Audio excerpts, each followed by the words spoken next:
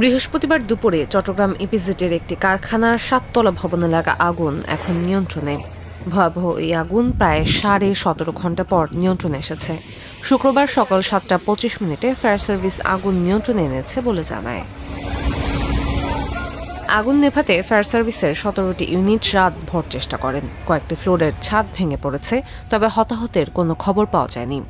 দুই দিকে আমরা কাজ করতে সক্ষম হয়েছি, যেহেতু এখানে নিচের তলা ছিল আপনার তাওয়াল, 1তলা থেকে 3তলা তাওয়াল ফ্যাক্টরি উৎপাদন করতো, আর 4তলা থেকে 8তলা পর্যন্ত মেডিকেটেড যে অ্যাপ্রনগুলো ছিল উৎপাদন করতো এবং গুদাম ছিল, যার কারণে আগুন যখন বিস্তার যেগুলো ধার্য বস্তুর পরিমাণ এত বেশি যে লাগলে আগুন বিস্তার লাভ করে।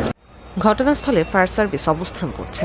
ক্ষয়ক্ষতির কারণ জানাতে ফায়ার সার্ভিসের 5 সদস্যের তদন্ত কমিটি গঠন করা হয়েছে বলে জানিয়েছেন ফায়ার সার্ভিসের বিভাগীয় নিয়ন্ত্রণ কক্ষ।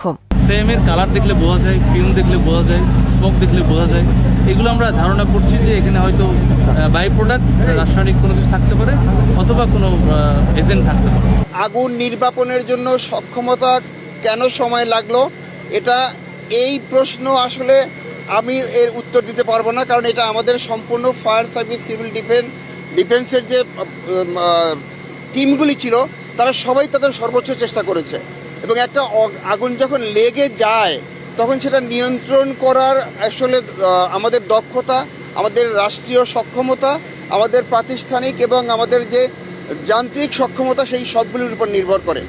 বৃহস্পতিবার বেলা 2টার দিকে ইপিজেড এলাকার Adams caps and textile limited ও জিহং মেডিকেল কোম্পানির গুদামে আগুন লাগে। অ্যাডামস তয়ালে, ক্যাপ এবং জিহং মেডিকেল সার্জিক্যাল গাউন তৈরির কারখানা।